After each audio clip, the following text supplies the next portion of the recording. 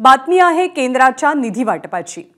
NDA सरकारने विकास निधीचा हप्ता मंजूर केलाय, पण यामध्ये महाराष्ट्रासोबत दुजाभाव झाल्याची भावना व्यक्त होते। महाराष्ट्राला केवळ 8,000 कोटींचा निधी मंजूर झालाय आणि या निधी वाटपात सर्वाधिक 25,000 कोटींचा निधी मिळालाय उत्तर प्रदेशला, तर बिहारला 14,000 कोटी रुपये देण्यात आले। निर्मला सीतारामन यांनी अर्थमंत्रीपदाचा पदभार पुन्हा स्वीकारल्यावर राज्यांना विकास निधी वाटपाचा निर्णय झाला।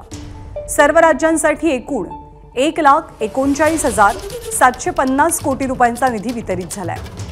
जीएसटी संकलनात सर्वाधिक वाटा महाराष्ट्राचा आहे आणि इतर कर सुद्धा महाराष्ट्रातून सर्वाधिक भरले जातात। पण निधी देताना पंतप्रधान मोदींच्या सरकारने महाराष्ट्रावरती पुन्हा एकदा अन्याय केल्याची भावना व्यक्त होते। सोमेश कोलगे माहिती देतात। सोमेश, कसं झालंय हे निधी वाटप? ज्ञानदा, निर्मला सीतारामन यांनी वित्त मंत्रालयाचा पदभार स्वीकारल्यानंतर टॅक्स डिव्हॉल्युशन मार्फत जो निधी पुन्हा एकदा राज्यांना जातो, तर त्याचा दर महिन्याला जो हप्ता असतो तो रिलीज करतं सेंट्रल गव्हर्नमेंट, आणि त्यानुसार यावेळेचा हप्ता रिलीज करण्याचा पहिला निर्णय हा निर्मला सीतारामन यांनी घेतला।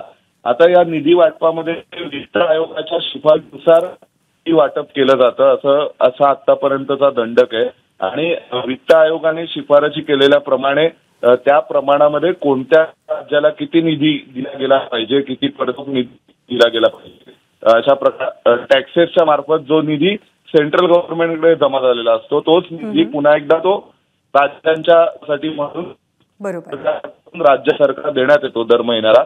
तर त्यानुसार त्याचा दंडक हा वित्त आयोगाच्या शिफारशीनुसार ठरलेला असतो। आता वित्त आयोगाने ठरवलेल्या शिफारशींनुसार हा निधी वितरित झालाय का? बरोबर आहे, पण या निधी वाटपामध्ये महाराष्ट्रासोबत दुजाभाव केल्याची भावना आहे।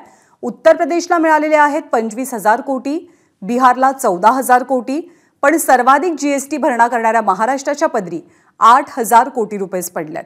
त्यामुळे अर्थातच थोडी निराशा व्यक्त होते, टीका होते या निर्णयाबद्दल। धन्यवाद सोमेश या माहितीबद्दल। एबीपी माझा, उघडा डोळे बघा नीट।